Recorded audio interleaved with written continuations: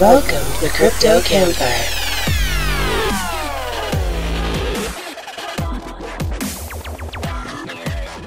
They already forgot why they're here. Mitch and the Professor. Featuring special guest, insert witty crypto name here. All right, guys, we're back with another episode of the Crypto Campfire Podcast. This is the Professor. And Mitch. And we need to put a parental advisory on this one. Make sure you don't let your parents listen to this because you'll get your ass kicked. All right, before we get to our guest today, we're going to go ahead and send it over to the Crypto Gent and get a look at this week's crypto news. Thanks, Professor. Hello, Crypto Campfire listeners, and welcome to the cryptocurrency news in a flash with the Crypto Gent. Bitcoin heads around $9,000 and the other top 50 cryptos are also seeing good rises at the moment. China updates the cryptocurrency rankings. EOS takes the top spot with Bitcoin dropping to 12th place. Joining them in the top 5 will be Tron, Ether, Steam and Ontology, although these rankings do not appear to show much other than the increased amount of potential investment from Chinese investors. Ernst & Young are providing a blockchain solution for customers to check the quality of authenticity of their wines through the Asian platform Tattoo. And Bitcoin Collector is an app scam. They're offering free Ethereum and Bitcoin, so please avoid this app. Korea's oldest bank launches blockchain-based loan platform. That's the cryptocurrency news in a flash. It's been with the Crypto Gent. Follow and subscribe. Back to you, Professor. Thanks a lot, Crypto Gent. All right, today we have with us a degenerate crypto addict / spin mix master who can't determine his own name, so we just call him Witty. Welcome to the show, Witty. How are you? Good evening, gentlemen. That was a hell of an introduction. Thank you very much. Yes, it was. It's good to have you on the show, man. So why don't you introduce yourself and kind of let us know what you're doing in the crypto space? Oh, shit. Yeah, I guess most folks know me now, but, you know, as Witty, one of the fucking degenerates out there that posts random strawberry dick pics and, you know, throws up my my food critiques by saying I'd stick my dick in it. So, I mean, I guess that's kind of what I'm doing right now. I mean, I started out, you know, I started out legitimately giving a fuck about crypto, and then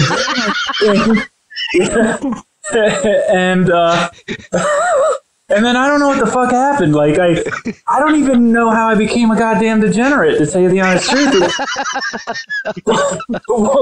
One day I was like, I was like included in something, and somebody said something about like degenerates, and I was like, I guess I'm fucking a degenerate. And then next thing you know, I just embraced it, and then here we are. So I mean. Yeah, I think from a crypto standpoint, you know, I'm just like I was your average person back in October 2017, heard about Bitcoin, heard about blockchain, got excited around that. Then, of course, you know, when you see Bitcoin surge up to 19 grand, I am not a all-time high buyer on any coin, thank goodness. And, but, you know, I just got in and actually became pretty, obsessed with trading and like, you know, looking at charts and all that stuff, like learning how to, you know, check out support resistance, Elliott wave and all that stuff. But then what happened was the bear market just kept progressing and progressing and progressing. And I started finding my little group of guys that I like to go out there and dick around with on crypto Twitter. Lately, it's just been mostly like screwing around on CT and, you know, checking out charts of occasionally and stuff like that. It has been nice to kind of start to see us rising some. You know, it's been a long bear market, so man, you ain't kidding. Yeah. It's been fucking brutal, but I think the best thing that came out of it was us kind of like being out there as like the court jesters, kind of making everybody laugh, you know, not really getting up in any of that salty shit, and just not taking ourselves too seriously and acting like a bunch of jackasses out there. Just keeping it real. Gotta have fun. Yeah, for the most part, yeah. Cool. So Witty, you know, you've been in since 2017. I heard you say something about a job search. So what's your occupation when it comes to real life work? So I started out in the IT field in 1998. You know, I'm 44. And And I just started out as like a manual software tester. Then I moved into like automated testing. And about 8 years ago, I became a software developer. So, yeah, I've been doing that my whole life, 21 years in the IT field. Well, I was in the military when I got out of high school. Yeah, well, I was a veteran, love it. Yeah, I was a military policeman, believe it or not. You know, actually out there like maintaining law and order and shit. Wow! Wait, no! You're bullshitting me, right? I swear to fucking God, my God! I was an active duty military policeman. Like, got out of basic training at Fort McClellan, Alabama. Immediately got sent to Korea. Now I was fortunate. You're in the Army then? I was in the Army. I went in after the first Iraq conflict and got out before the second one. I was part of the Bosnia mission during the Clinton administration, though. So I spent I was stationed in Hungary, but our primary job was to kind of like route recon and escort troops from Hungary that like soldiers would fly into Hungary. They would stage there, and then we would convoy escort them down into Croatia, where the MPs that were stationed in Bosnia would meet us. So we were like a halfway point in Croatia. Never really saw much conflict. There was like one group of MPs one time that got shot at, but I never had to deal with that. Cool. Kind of. I mean, it was a hostile environment going into Croatia, but nothing like Iraq and Afghanistan. I don't want to take anything away from those guys, but so I did that. I did that for 5 years. Korea, Honduras, Fort Benning, Georgia, Germany, Hungary, and then in and out of Croatia. I was on the fucking go the whole time I was in. So Fort Benning, fucking Georgia. Hell yeah! I was infantry, so absolutely. Yeah, fuck it. 11 Bravo. Yeah. Yes, sir. I was 11 Bravo, and then I got converted to mechanized. I was in a Bradley fighting unit, and it was good times. I made a lot of deep friendships there. You know, your comrades in arms and guys that you'd lay your life down for, and I would do it again in a heartbeat. Oh, absolutely. Yeah, the best friendships I had actually came from the shittiest deployments. And what's crazy is it's kind of like some of the best friends that I've made since I've been in CT came from that shitty ass bear market. So it's always like, you know, when you're going through the shit with people, is kind of like where the biggest or the greatest bonds between folks have made, you know? Yeah, so, exactly. Yeah, I got out of the service, and the whole plan was to become a police officer, but my dad and my mom were in the IT field and kind of talked me out of going the criminal justice route. And, I ended up getting a job as a software tester, and then the rest is history. I've been in the IT field ever since I got out of the service. So, well, that's cool. That's cool, man. Heck yeah. I think that's probably where a lot of my degenerate shit comes from, because as you know, when you're deployed, man, this is nothing fucking different than being in the Army on deployment. You know, what's going on out there in CT with all that, like, degenerate shit and all that, you know, the stuff that we're doing? It's, like, exactly what it's like when you're on deployment with a bunch of guys. Yes, like, it is. It so much is. Oh, my God. Exactly. So, we used to parody fucking cadences all the goddamn time. Yeah. Oh shit! We'd be in the cattle truck on the way back from operations, and somebody'd start singing "Amazing Muff" instead of "Amazing Grace." Exactly. So. Oh shit! That were the days, buddy. That were the days. So yeah, the reason why I'm on the job hunt now is the company that I'm with. They brought in some folks to kind of shake things up, and one of the things that they're doing is they're shifting from development over to more quality, which they actually need to do. And so they're trying to leverage my experience as an automated tester. But what they do is this weird thing to where even though they make you interview internally, but they open up a position to outside candidates as well. So it's a little nerve-wracking, you know, because you're kind of like, all right, well, if you wanted me for this position, why are you doing this? But they do it for everybody. Anybody that ever wants to apply for a new position in my company, they make them do an internal interview, and then they interview external people as well. The problem is that development position's not available anymore at the end of June. So if they don't choose me, then I got to find another place to work. So that's just life in the IT field, man. I think I've been in 21 years and there have been like 12 layoffs since I've been in. I've only been tapped on the shoulder twice out of the 12, though. It's just the nature of the beast. So anyway, I'm a little drunk, so I rambled on a little bit there. So yeah, bear with me. That's good. That's important. You got to be a little drunk or a little bit high if you're going to be on the Crypto Campfire. Absolutely. A little bit of both. A little bit of both. Heck yeah. So how'd you get into spinning and shit, man? So when I was my senior year in high school, I came across house music, and I started going down to DC. Growing up, I lived closer to DC, and some friends of mine got into house music, and so we would start going down there. I had one friend who was really good friends with the people that worked the door. I hadn't quite turned 18 yet, so he would always get us into the club. And I was always like more into hip hop and stuff like that. And so house music I enjoyed. And that's where I don't know if you guys, did you see that video of me dancing in my kitchen?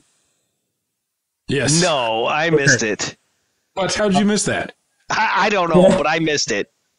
I swear to God, listen to me. When I posted that fucking video, I swear to God, I only thought that it would be seen by this small group of us in CT. That thing got 100,000 views.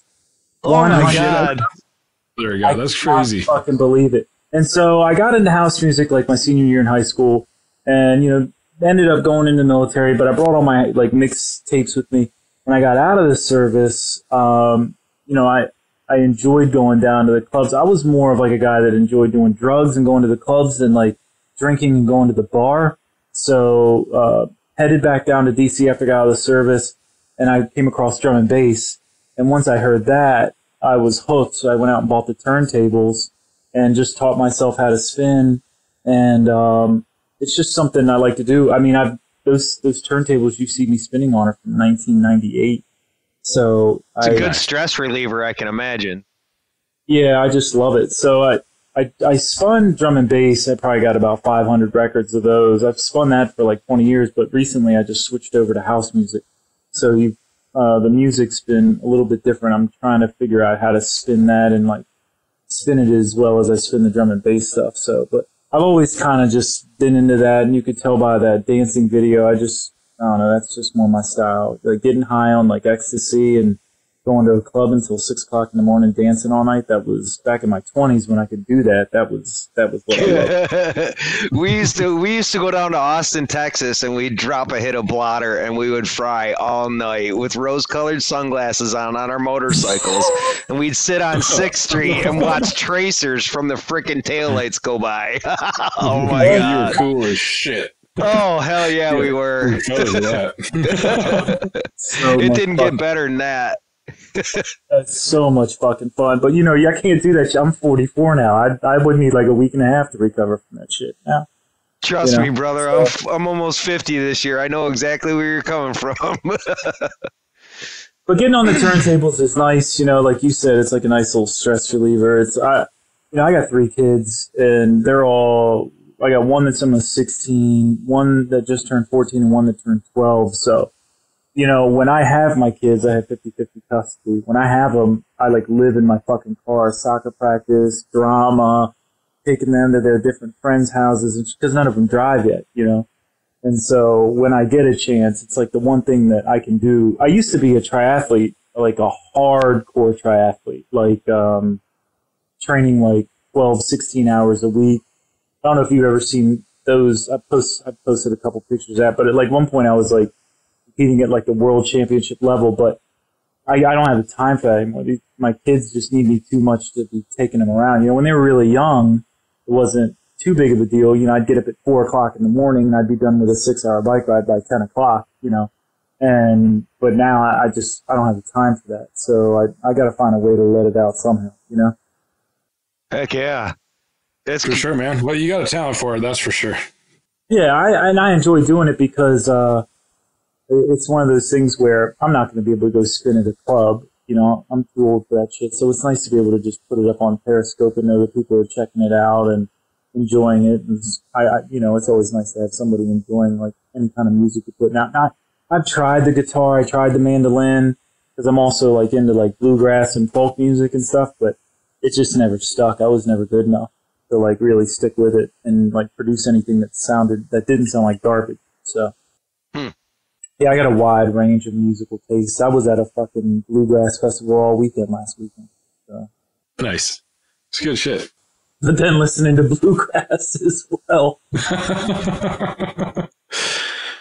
I don't know, man. There's so many different types of music that just get you going, though. It just depends on the day and the mood, man. So I agree. It is what it is. I love a little bit of everything. So what's where is Bitcoin going from here? I'm gonna drop this on you now. I want a price prediction for December 31st, 2020 for Bitcoin. BTC, no forks, just BTC. God, you can't do that to me because people are gonna fucking do that. They're gonna make me eat I know, that's why I'm doing it to you. Fuck, I don't know. I mean, I haven't looked at a chart. So I used to chart a lot, like every day. I was out drawing lines and stuff like that.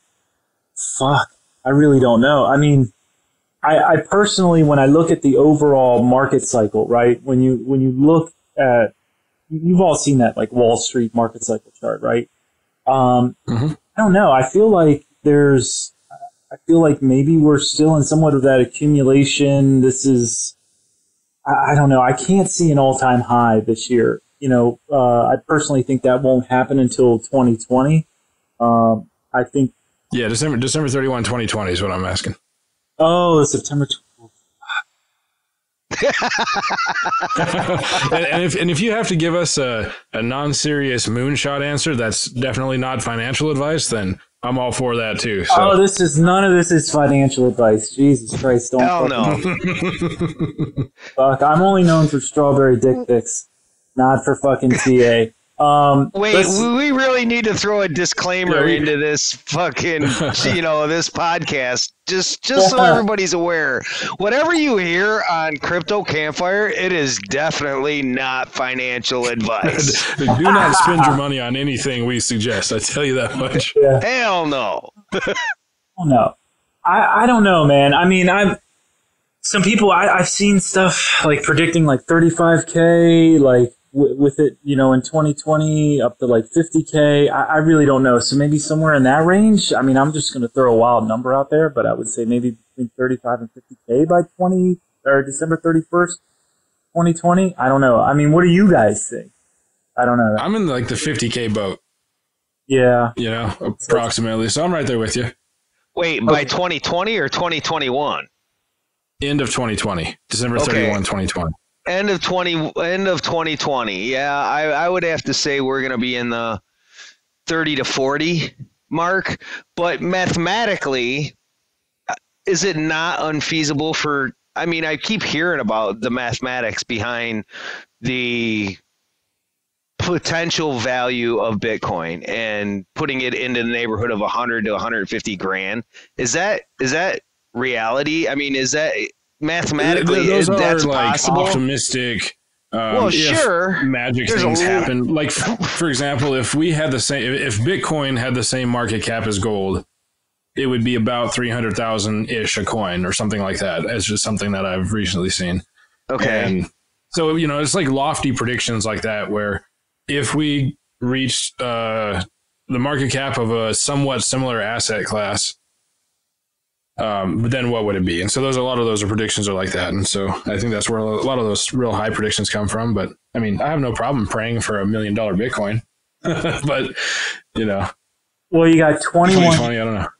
You got 21 million out there, and then supposedly 3 to 4 million lost, between, people, not being able to access wallets and stuff like that. So, I mean, it comes down to supply and demand at some point. I definitely see Bitcoin as being the store of value.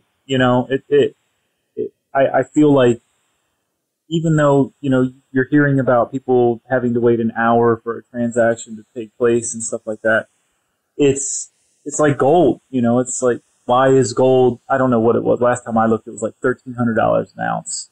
Why is gold at $1,300 an ounce? It's like something that we kind of placed on that as what people are willing to pay and hold on to it for. So I don't know. I see Bitcoin probably being the store of value. I know a lot of people are big Litecoin fans. It's supposed to be a big year for Litecoin. You know, a lot of people predicting some big price action on that. I don't know where you guys stand on Litecoin. I believe you guys are Litecoin fans, right? He's definitely a Litecoin fan, I'm pretty sure. I like Litecoin, but I'm not like attached to it. Personally, I fucking hate it. Really? Why do you talk about it all the time then? I'm just kidding. No, I was like, Jesus Christ, I thought you were fucking serious. Come on, no. When is Mitch ever serious? Really? That's a good point. That's a good point. So Litecoin, yeah, I'm big into Litecoin, and one of the big reasons I like Litecoin is because of its speed and its cost effectiveness. It is so cheap to transfer and so fast. It just puts everybody else to shame when it comes to that. So I do, you know, and it's always been said, Litecoin is the silver to Bitcoin's gold. So, you know, keeping that in mind, I don't know, man. I've been hot for Litecoin since the day I got into crypto, and, you know, I let it go for a while. I dumped it, and before the market dumped on us, and took advantage of some bottoms. So yeah, I could say it's one of my top 1 or 2 at this point. Yeah, I've kind of become more of a maximalist with Bitcoin. You know, I kind of used altcoins to accumulate more Satoshis. I think the big shift for me was when I first got into crypto, you know, I paid attention to the dollar value. And then as I shifted from like just buying stuff on Coinbase in October and waking up, you know, and noticing that it just kept fucking going up every day, you know, and then I shifted over to Binance and actually started trading and learning how to read charts and candlesticks and stuff like that. I switched to everything is in Satoshi for me. So I don't look at value based off US dollar. I look straight at Satoshis, and any coin outside of Bitcoin is just an opportunity for me to accumulate more Satoshis. So that's where I'm at right now. I don't have any loyalty at this point to any coin but Bitcoin. And so that kind of happened during the bear market. You know, I used to be real big into looking into the, you know, the FA fundamental analysis of coins for a while. You know, I was on Reddit for every coin that I was, you know, buying and like looking into seeing what was coming down the pipe with projects and stuff like that. But during the bear market, I really just switched to TA, focusing primarily on, you know, different patterns that were forming and, you know, what certain candlesticks look like to let me know whether to, you know, buy or sell. And so everything just became about accumulating more Satoshis. So, but I don't know. I mean, I'm starting to see more and more, hearing more and more stories about you know, like some of these altcoins are being adopted more, like Litecoin is one of them, you know, and so it kind of gets me thinking, you know, a friend of mine told me back when Litecoin was like at $70, you know, you really should invest big in Litecoin. And I was like, fuck, I was so caught up in the TA part of things. I was like, yeah, you know, and now look at Litecoin, you know, it's like at $100, you know, and with the halving coming up this year, some people are predicting like possibly up to $1,000 a Litecoin. Have you heard that? No. I just did. I have had a couple people that think that it could reach as high as that before the end of the year. So I don't know. I mean, it's possible. Okay, so that brings me to a question I had for you. And, you know, it's kind of a two-part question. I wanted to comment real quick on TA versus FA. You know, to me, technical analysis is ideal situation for a bear market, you know, or vice versa. A bear market is an ideal situation for technical analysis. But when you're in a market like we're in right now, I think fundamental analysis takes over because to me, fundamental analysis deals more with hype and more with people's emotion than technical analysis does. And when you're in a bear market, everybody's like, blah, nobody wants to trade, right? Everybody's emotional about it. So it seems. So then when the market starts going up, hype goes up, fundamental analysis goes through the freaking roof because everybody's so stoked about tokens. TA really, it still has its place, but more often than not, it's fallen behind on the reality line of things. That's my opinion, though. No. You know what? I will tell you that I agree 100%. So during the bear market, being able to read a chart and understand, where we were in that market cycle with regard to, have we reached capitulation yet? Are we in an accumulation zone, so on and so forth? I agree with you. Like during the bear market, TA is crucial, especially if you learn how to short, different, coins in order to, be able to sell and then buy back at a lower price. But yeah, I can't tell you how many times I've been like, fuck, I need to get back on Reddit because now I'm fortunate enough that I have people that will DM me just to tell me about some shit that they hear coming down the pipe with regard to certain coins. And that's nice, isn't it? It's fucking nice. I have people out there that are good friends that love the FA side of things, like Litecoin, EOS, and stuff like that. And, they're telling me about these things, and it allows me to look at the chart. So I kind of combine them at that point. I'll say, okay, well, I know there's supposed to be some big news coming down the pipe for Litecoin or for EOS, but at the same time, I can utilize some of the TA that I've learned over the last year to know, okay, well, right now I don't want to buy, because with everything, it's never a straight line up, right? So it's always going to be, we're going to go up some, then we're going to come down some, we're going to go up some, we're going to come down some, but you want to pay attention to that gradual rise.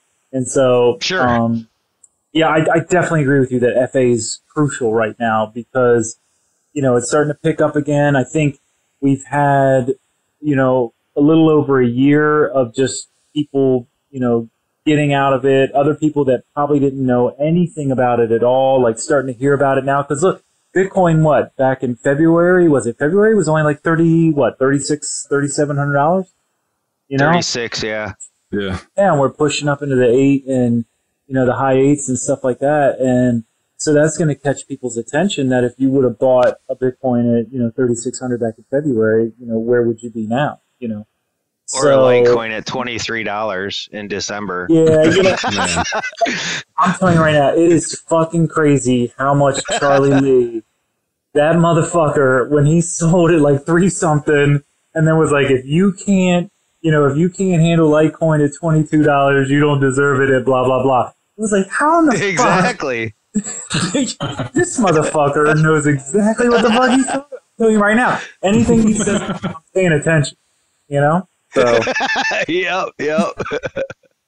He fucking knows what he's doing, for sure. So, all right. So you made a comment on Twitter. It said this. I think it was back in March. You said, "This year can't get any better. Consider me retired." What did you mean by that? So if you look at that tweet, so I am a huge Pharoah Monch fan, right? I told you guys earlier that I started listening to hip hop all the way back with the old Run DMC, LL Cool J, Beastie Boys, like back in the mid 80s. Yeah. Mm-hmm. I listened to that shit back when it wasn't even on the FM dial yet. Like there was one AM station that would play like Houdini and shit like that at like 5 o'clock at night for like 1 hour. Hip hop would get this small section. I remember it was always during my dinner hour, so I had 2 boom boxes. I would put them facing each other, and I would press the tape on record. So one was recording while the other one was facing it, playing the radio station. I'd come back and be like, oh shit, did they play Jam on it and shit like that, or did they, Walk This Way or some shit? And so I was a big hip hop fan, which is crazy because my fucking parents were Deadheads. They were Grateful Dead fans. And so you can only imagine how they were like, really? We're exposing you to this great music and you listen to fucking hip hop? But I was always a hip hop fan. And so Pharoah Monch is one of my top 5 MCs. And that picture on that tweet is of my lower arm. So I have 3 hip-hop album covers on my lower arm. It's a mix of De La Soul, which is one of my favorite all-time hip-hop groups. Pharoah Monch is one of his album covers, and then the Wu-Tang Clan's 36 Chambers. And so, I've interacted with Pharoah Monch, on his tweets, and he's never fucking acknowledged me, of course, because he's a big-time MC. And so, somehow, some way, he fucking got a picture. He saw the picture that I had posted of my tattoo, and he initially commented on it and retweeted it. And I was like, oh my God, this is like fucking amazing. Like one of my favorite MCs of all time is actually retweeting a picture of like my tattoo, because of how much I love that guy as an MC. Because his latest album, PTSD, was crucial for me. I was going through a divorce, and he was one of the first MCs to actually go outside of like, it's about fucking bitches and getting drunk and getting high, and actually spoke to things like PTSD, depression, anxiety. It was a big step for him as a hip-hop artist because he was talking about things that most people don't want to actually fucking hear about. They don't want to spend their money on that, right? But it was at a perfect time for me because I was going through those things in my divorce. And so by getting that tattoo, it was kind of like me showing a little bit of respect to him for how much I've just always loved him as one of my favorite MCs. Then he took that picture and actually tweeted it out and tagged me in it. So it went from like this comment, retweet. That's awesome. And I actually took the picture, showed the album cover that I used in order to, I actually took 2 of his album covers to make the tattoo and put it out there and was like, this is why I do hip hop right here, is because of people like this who it touches to this degree that they would be getting that shit inked on their body. And so I will never take that fucking tweet down. There will never, ever, ever be anything that will trump that in tweet. That's awesome. Yeah, That's cool as fuck. Not even Craig Wright lawsuits? Oh, God. Do we got to go there? Those motherfuckers. Let me tell you something. Hold on. So Peter McCormick tweeted some shit because Calvin Air tweeted something about, look at these 2 motherfuckers that are going to be bankrupt because they're going to be sued. And then Peter McCormick ratioed Calvin Air today by fucking tweeting that picture of Calvin with all those Brazilian like teenage girls surrounding him. And he ratioed Calvin Air. He was like, look at this motherfucker who's waiting for these girls to actually become teenagers. It was a great fucking tweet. And I so badly wanted to do something degenerate off that fucking initial Calvin Air tweet, but I was like, am I going to get fucking sued by these crazy motherfuckers? But I mean, I don't have $100,000. Right. Yeah. I'll tell you what though, you can't fucking not love Peter McCormick for just being like, fuck you the whole. I love it so much. Did you see? Much. I'm assuming you read his letter back to the lawyer. Yeah, that was awesome. That was fucking hilarious. Mommy blogger and and then did you see his banner? His banner is that like childlike signature, and then it says age 40 next to it or whatever. Because that's how he signed the actual document. That motherfucker is. I mean, he's got balls like this size. I love it. So yeah, he's definitely one of my favorites out here because he wasn't intimidated at all by that shit. Nope. He's like, fuck it, I lost $5 million already. Who gives a shit? One more time, knock me down again, whatever. Yeah, I know I'll be able to come back. Like with the same thing with me. It's like once you lose all your money and realize that you're okay, you can lose your money again. You know you're going to be fine. It actually teaches you that money isn't everything anyway. Because I think from what I've seen, he's a great dad, and he takes that role very serious, and he knows that. What's really important in life has nothing to do with how many fucking Lambos you have or how big your fucking house is. It's his relationship with his daughter, and so it's like, take my money, fuck you. I don't care. What's important to me isn't money anyway. So I respect exactly. He's a cool dude, that's for sure. I want to get him on here so bad. One of these days he'll submit to the pressure.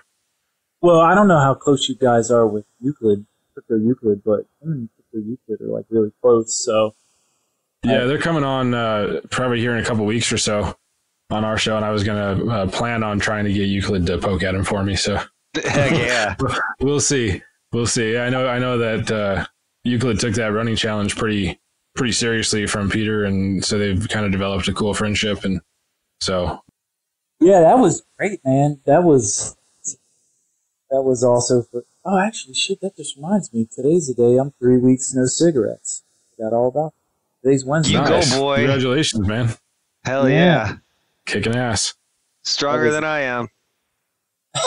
That was fucking...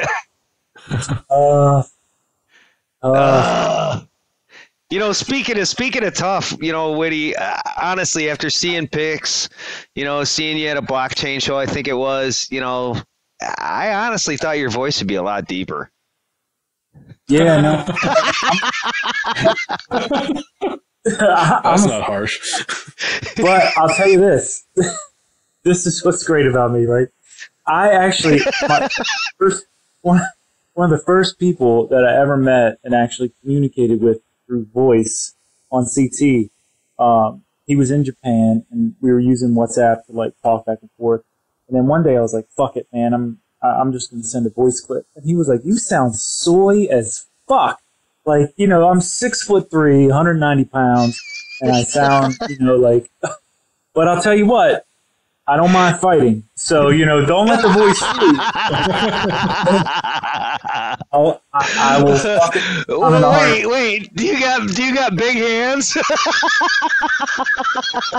Do have big hands. Very big. Awesome. I love it. Yeah. Oh, shit. Yeah, the Sorry. voice is... The beer's going down really good tonight. Well, I think I think there's one thing that you'll notice since I've been on CT. I don't know how long you guys have actually been following me. I really don't give a fuck. There's very few things that you can say to me that actually trigger me to get angry. So, you know, people make fun. I think one of the reasons why people fucking like me so much is because you can make fun of me all fucking day long, and I laugh about it. I think it's funny, you know? So I mean, when that guy was like, you sound soy as fuck, I laughed my ass off. I didn't take it as like, oh shit, well, I better start. No. Boys, you know? I love that shit. It doesn't matter to me. Right. You know? Hell yeah, that's the best part, you know? I mean, you got to have a sense of humor in life, because if you ain't got a sense of humor, you're going to be an unhappy motherfucker your entire life. Oh, yeah. Especially on crypto Twitter. So many fucking... Oh, my God. Right? God, you got to laugh off some of these idiots, that's for sure. Oh, man. Yeah. One of these guys that you actually follow, and he follows you, called me a fucking parody. And this was about, I don't know, 4 months ago, maybe 3 months ago. Called me a parody. And you know what? It actually bothered me. And the more I thought about it, I'm like, why am I letting this douchebag bother me? Really? You know? And it just... I don't know, man. I think but honestly, that's probably the worst thing ever said to me on Twitter. So if that's all, it's easy. Yeah, I got a bunch of people that have, you know, tried to give me a hard time and shit like that. But the craziest thing is, like, I end up laughing about it and usually replying with something that makes fun of myself even more than what they made fun of me for.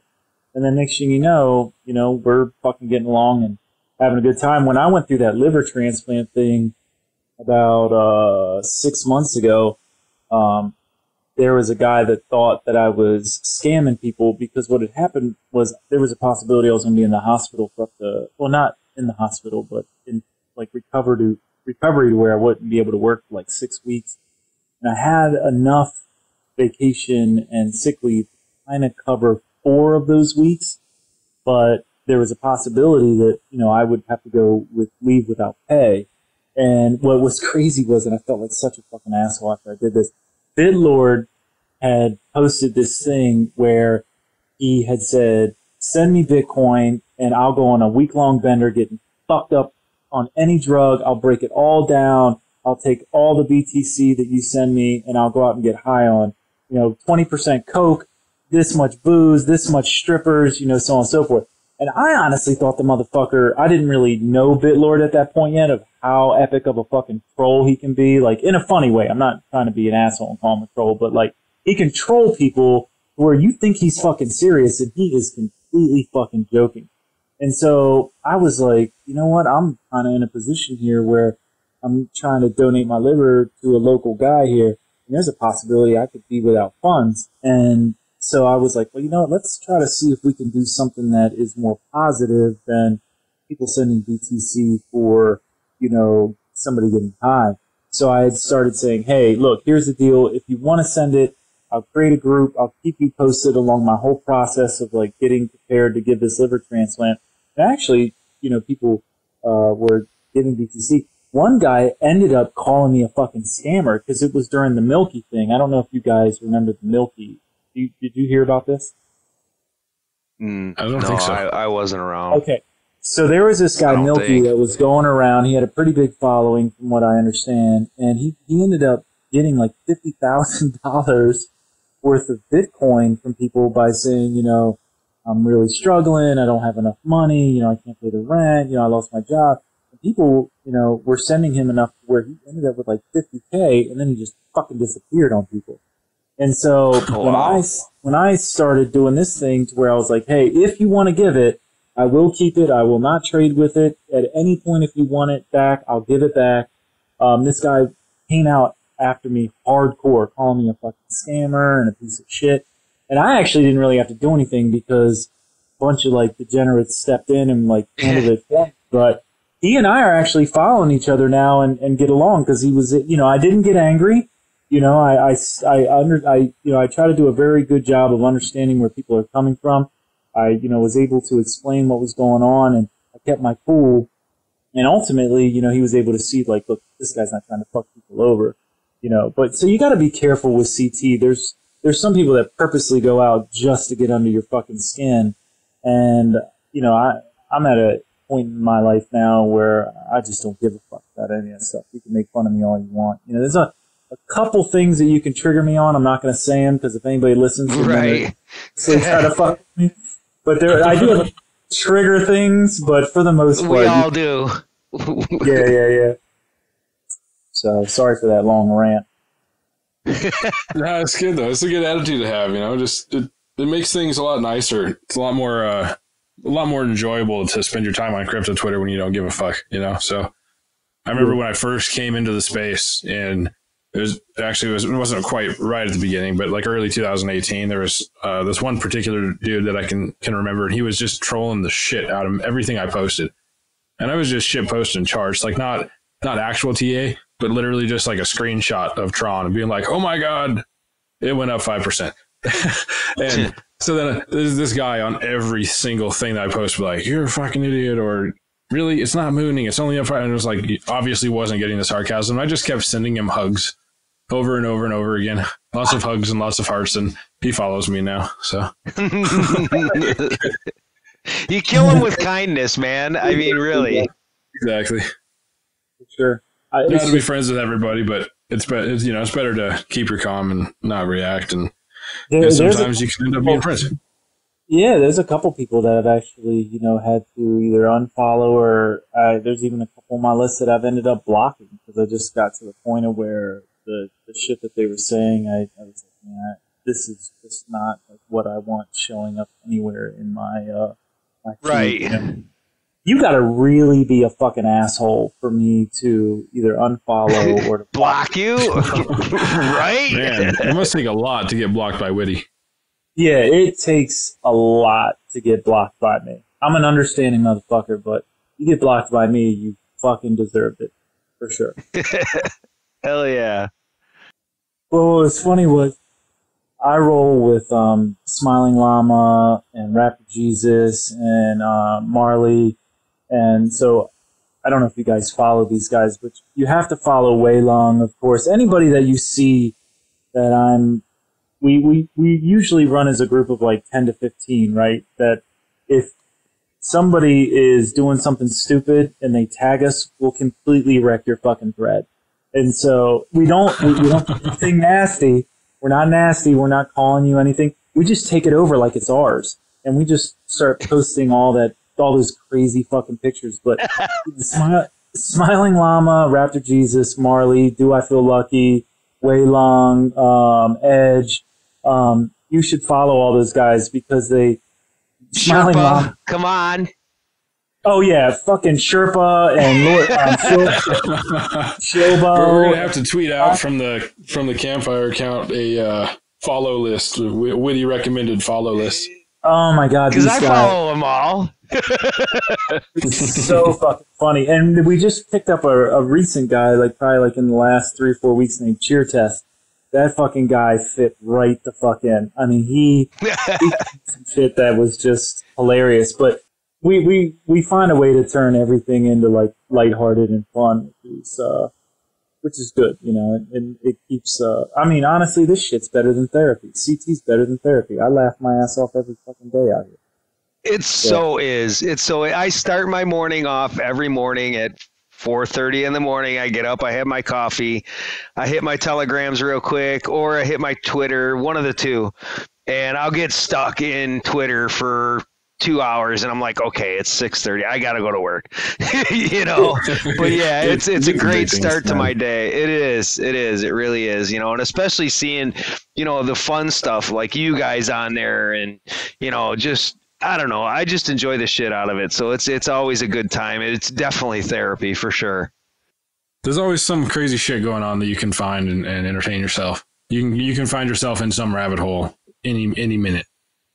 Yeah, and the thing with me is, once I get pulled in, once any one of us summons the other people, I got to go in. I could be in the middle of a fucking meeting, and if I get summoned, I'm like, then here we go, and I'm like... Sorry, guys. DJs are calling. But I'm still, I still use CT. I do follow accounts that are strictly TA and some FA and stuff like that. So I'm not just out there being a complete degenerate all the time. If you actually pay attention to my account, I will retweet, things with concern to certain TA that, people might see with a certain coin that looks like it might be in a good prime buying spot, if you have some BTC or some, fiat available. So I do try to make sure that I keep it somewhat crypto related, that I'm not just out here completely degenerate every day. So, but yeah, I mean, it's a perfect mix. I'm really glad that I found those guys that I have, because, they just make every fucking day on CT worth it, so. Heck yeah. It's good to have that release, man. Yeah. Take the stress off of the day. He said release. Did I? You said release. Sorry, I had to throw that in there. That was good. At the heart of every man is a 12 to 16-year-old boy, ready to fucking be like, he said, blow. Yeah. You should see my wife. It never goes away. My wife will watch sometimes while I'm posting some of these GIFs, because I probably have 200 of those fucking things on my phone. So when I'm replying, I'm scrolling through, and she's seen a couple and been like, "What the fuck? What is that?" She hasn't even gotten on Twitter or followed me. She just wants to believe. I'm like, look. I mean, honestly, you guys would be shocked if you knew me in real life and as I hung out in the community. I'm almost as vanilla as it comes. CT is my dark side. I'm completely, for the most part, anonymous out there. A few people know my name and the general area where I live in Maryland, but nobody knows. There's only a couple people that know me 100%. Money Alada knows me because he has my address and name because he sent me my banner on a metallic thing. Because I don't know if you guys remember this, but I'm actually getting one of his designs tattooed on my body in June. So I don't know how long you've been following me. Well, this whole thing with Money started with me and Coma just trying to get him T-shirt sales. So Money do you know who Money Alada is? He's the one that's making everybody's... Yeah, actually, he's going to be coming on the podcast at some point soon. He is one of the best human beings on the fucking planet.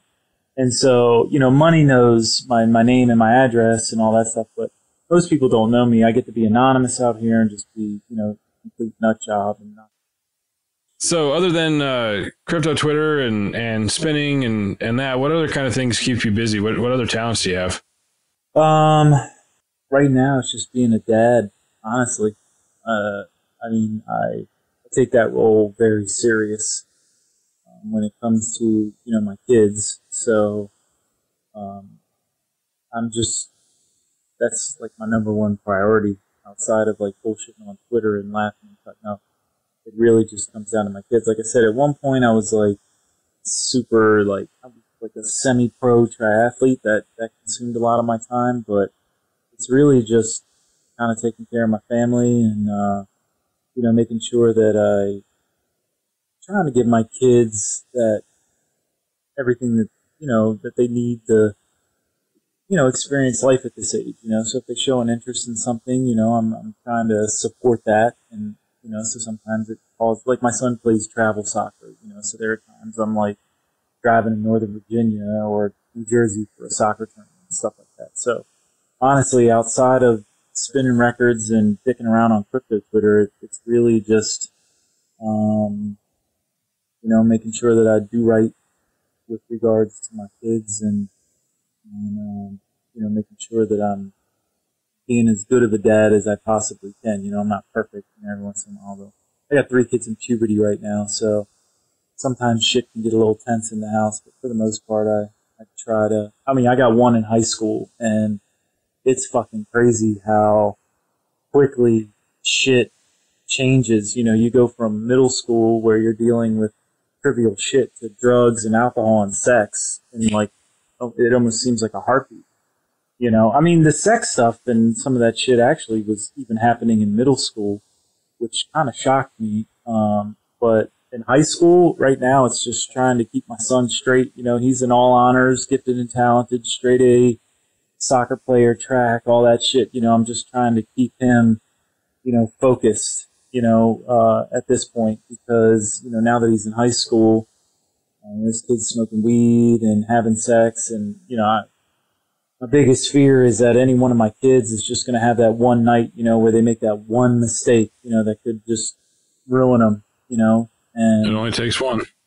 They don't, you know, and they make fun of me because, you know, you see me on CT, complete fucking degenerate, but you should hear me when I'm in the car with my kids and I'm taking them to school or soccer. I'm like, all right, guys, I'm like really serious. If you ever go to a party and somebody's too drunk and, you know, I got 2 daughters and they're very cute, you know, so I'm like, if there's any boy, you know, they got a lot of testosterone at this age and they're going to try to tell you, what you want to hear. And I'm just, and these things can happen. Dad, you always take it too far, you know, you always make it like the worst case scenario. And I'm like, no, this shit can happen. Like, you don't think that one night, you know, could ruin it. You know, you could get in the car with one of your friends because you don't feel like, you know, I don't want to call dad at, you know, 12 o'clock and admit that I'm drunk. I'm like, fuck that, man. Admit that you're drunk. I'd rather you call me and I come pick you up than you get in the car with that buddy and next thing you know, you're wrapped around a tree, you know, because I'm sure that you guys had the same thing. I had a couple buddies like that.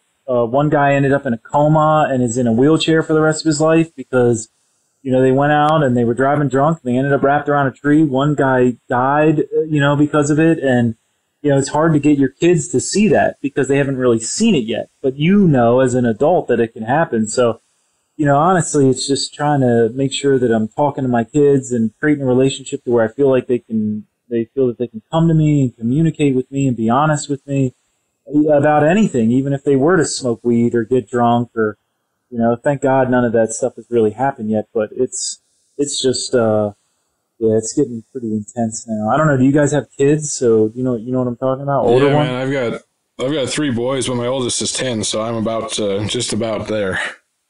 Yeah. Yeah, and I got 2, both graduated college, so yeah, I'm all about where you were or where you are is where I was. I got a boy and a girl.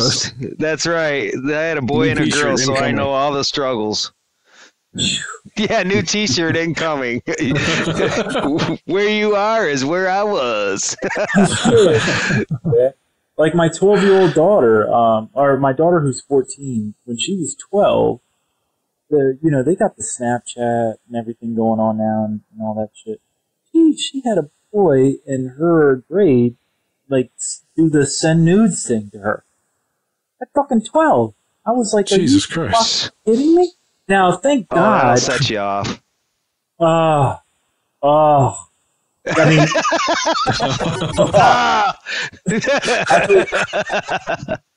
I might sound soy, but I'm ready to go to prison for shit like that. You know what I'm saying? Oh yeah. Dude, when it comes to your kids or your family in general, that's one of those trigger points for me that you were talking about, and whatever. I think that is for just about every respectable, even non-respectable male has that same issue. Oh yeah, it's just that instant feeling of like, I will murder you. Right, just that rage. Right. I try to do the good balance of like, when, you know, my daughters come home and they talk about some boy that they think is cute or that they're dating. I mean, I know that they're not really dating. Dating for them means that they're saying that they're dating, and they're experimenting with being an adult, you know, by saying those things. So I don't ever go, you're not allowed to date. You know, I try to do the balance, and like, I always meet the boy though. If like my middle child has had a couple boys where she's liked them a little bit longer than like 2 weeks, and they've met up at like the carnival with like a group of friends, and she knows like, I don't give a fuck whether you like it or not. I'm going to shake that kid's hand and I'm going to look him dead in his fucking eye and be like, how you doing there, son? My name's Mr. Dave. I'm Caitlin's dad. And I'm 6'3", broad-shouldered, 190 pounds, covered in tattoos, you know, and shit like that. So I kind of look the part, you know, but I definitely make sure that they understand, like, look, I'm here, I'm involved with my daughter, you know, like, I've been there, you know, I know what you're thinking, youngin', you know, so. So do you even have to deepen your voice when that happens? No, I don't. But I've been good. I make sure that I don't crush their hand when I shake it. You know, like you're taught, you know, to give a good firm handshake. So I make sure to adjust my handshake just strong enough. And I think the eye contact, like the straight on eye contact, is what really does it. That'll put any little punk to shame, man, right there. Yeah, sure. Like, and one of the best quotes I ever heard was when a buddy of mine, after we got out of the army, he was getting married. This was back when we were in our 20s, and he said during the dinner, you know, the night before, he said his soon-to-be father-in-law walked up and put his arm around him, and they had a great relationship. He loved him to death, but he said, I just want to let you know I'm not afraid to go to prison, and he walked away. And that was all he needed to say to my buddy, to let him know, like, look, I love you, but I'm just letting you know, you fuck with my little girl, I'm not afraid to go to prison. And I just think that's good. That's a good attitude, though, man. Family's everything, so you got to take care of them. So I got to ask, what inanimate object would you find the most annoying if it played loud, upbeat music while it was being used? What inanimate object? Jesus fucking Christ. Sorry, man, I can't help it. I love it. What inanimate object would you find annoying if it played upbeat music and what? Loud, upbeat music while it was being used.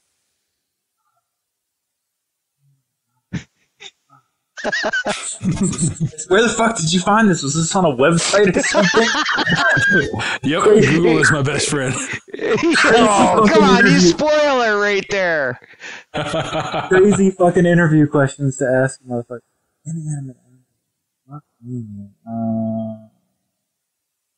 Fuck. I'm usually good at shit like this, but you might have fucking stumped me. It would have to be a fucking strawberry. No, that's animate, right? Let's say a pick. A strawberry? What strawberry did you see move? Yeah, right? The strawberry's inanimate.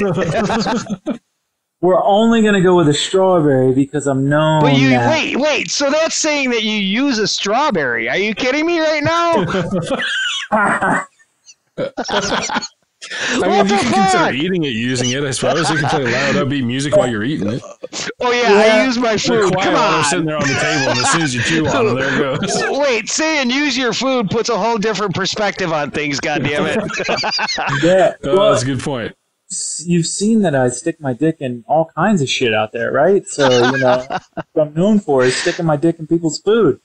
I mean, what's crazy is people actually tag me now and be like, Witty, what do you think? Would you stick your dick in this? And it's like, oh, shit. This was supposed to be... Well, it all started because I'm the kind of guy that if my wife's cooking dinner and it looks really good, I like to catch people off guard, right? So if someone walks up to me... Yeah, if people walk up to me and go, hey, let me ask you a question, I immediately go, 12 inches folded. Because what it does... It makes them stop for a second and go, wait, did that motherfucker just talk about his dick? So when my wife is making dinner, I'll walk up sometimes and be like, yo, I'd stick my dick in that. And she'll look at me like, what the fuck did you just say? So I was like, you know what, I'm going to put this on CT and see if it takes off, which it did. This whole strawberry dick thing came because of money. So I bought a t-shirt off of Crypto Fungus. I don't know if you guys saw, but Crypto Fungus way back, I don't even know how long ago it was. He tweeted saying, closing my short now, blah, blah, blah, blah, blah. And it took off. And it got the most likes and the most retweets. And because people thought that he had actually shorted Bitcoin from the top all the way down and he was calling the bottom. It took off so much that some YouTuber actually referenced it in his cryptocurrency weekly podcast update. It was fucking hilarious. So Crypto Fungus made a t-shirt of it, and I was in a chat group, and I told Fungus, hey, I got your shirt, it's coming in tomorrow. I was like, you know what, I'm just going to take a picture in the t-shirt and a bow tie. Completely joking around. Shouldn't have fucking done that, because everybody was like, you ain't got a hair on your ass if you don't take a fucking picture in just that t-shirt and a fucking bow tie. So I took a fucking selfie in the mirror in just that t-shirt and a bow tie. So there was no underwear on. My dick was underneath that fucking t-shirt. I had to take 10 of them because this is what the funny part was. There was so glad I gave the parental advisory before we started. No shit. There was a couple pictures to where the tip of my dick just barely was hanging out at the bottom of my t-shirt. And I was like, I know these motherfuckers are going to fucking zoom in immediately. And sure as shit, people were fucking messaging me. I posted the picture, and people were like, you motherfucker, the first thing I did was zoom in. You made sure to cover your dick. Well, Money, because he's a Photoshop fucking genius, took that picture and created this huge dick and made it to where I was holding my phone. And made it look like I was holding my dick, and then he stuck a strawberry on top of it. And then he had a strawberry with a little bit of whipped cream on top, and in my other hand he had a spoon. And so that is why you're seeing all these pictures of me and people tagging me and picking strawberries and stuff like that. So that's why I felt like I had to throw strawberry in there to answer that question, So...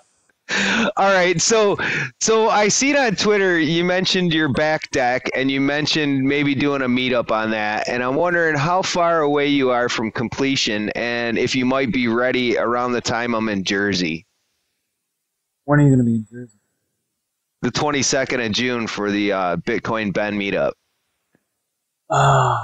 Fuck. No, I was thinking of actually doing it probably at the towards the end of the summer. But I'm not far from Jersey, so there's absolutely no fucking reason that we could not meet possibly in Philly to grab a beer. Right. Or maybe you could come to that meetup on the Saturday. That would be cool. Well, the reason why I can't go to that one is because actually I can't even meet you in Philly because I'm going to Bethany that weekend. That's the weekend that my family does their whatever. We'll get it. Hey, you know what? It's early. We got a long market to go. Oh, yeah. I'm actually super stoked about that because that deck looked like shit for the last 2 years, and my wife and I put a lot of work in to get that thing up and running. So definitely at some point, in the picture, the windows, the section of the house that's behind that gazebo is actually my office, and in my office is where my turntables are. So I legitimately want to host a meetup here. I could probably host about 20 to 30 people in this house. and I could literally just open up the fucking windows and sit up in my office and just spin music while everybody just chills on the deck and chills throughout the house and stuff. So I'm definitely going to host a meetup here. I just don't know when I'm going to be able to do it. I was thinking probably. Yeah. Well, you know, I mean, realistically, it's not that bad of a drive. We'll see what time in the summer it's going. Maybe I'll bring my fam with me. Definitely love to hook up and drink a cold one with you for sure. You know, that being said, Witty, I got to cut this. We got to cut this off. I think this is going to hold the record for our longest podcast and probably our most fun one. So, you know, thanks for being on the show, bro. It's been real. I mean, I know I've loved having you on, and I'm damn sure the professor has. This has been just so much fun. And, you know, keep up the same whatever you're doing on Twitter, because I love following you, you know, and it's just all your friends and are now becoming my friends, and it's been a hell of a time. And like I said in that tweet the other day, you guys bring out the dark humor side of me, and I love it. You know, everybody's got it, so there's nothing wrong with exploring that side and having a little fun with it, you know. So keep up the good work on Twitter, bro. I love it. Yeah, I'm glad you guys have me on. I do ramble, though. I talk a lot, so I apologize if, like, you know, you got to go edit this for all the rambling I did. But I also the whole point of this is a good old laid back bullshit session, and if that includes rambling, then goddamn it, then so rambling is what it is. Exactly. Damn straight. It's been awesome having you on the show, man. We're definitely gonna have to find a time for a part 2, because I think there's a lot more to go. Definitely a fun. Man, it was so fucking cool having Witty on here. Hell yeah, it was. That was a riot, dude. I mean, you know, we got a chance to talk a little bit of crypto, you know, get down to some real conversation, and then we got a chance to just let loose and just have fun. And, you know, I think, and you'll agree that, you know, this podcast is all about keeping it light, keeping it fun. And, you know, this was definitely the nail on the head for that one. Oh, yeah. We got to just let loose and have a good time sometimes. We don't need all that serious business. Get a little fucking crazy once in a while. Right. Exactly. Speaking of getting crazy, tomorrow's the rap battles. Oh, my God. Speaking of rap battles, I threw a tweet out to Ken Bozak today, wanting to see if he'll help me set that up on YouTube and get a live feed going with it. I think that would be off the hook. It'd take us to the next level, man. Oh, hell yeah, that'd be sweet. So we'll see what happens with that. Definitely a good podcast tonight. Looking forward to the rap battles. Always a big time. Last week was even better. I mean, last week was off the hook. We had a blast last week. You know, guys, thanks again for joining our show, coming on here and listening. We really enjoy your feedback, you know, and I tell you all the time, it's all for you guys, man. We really enjoy you being around. We love the feedback. We just love doing this for the community, and we're having a blast doing it, man. There's nothing better. Oh, absolutely. It's been a hell of a night. Heck yeah. So we'll catch up with you guys later. You have a great evening. Peace.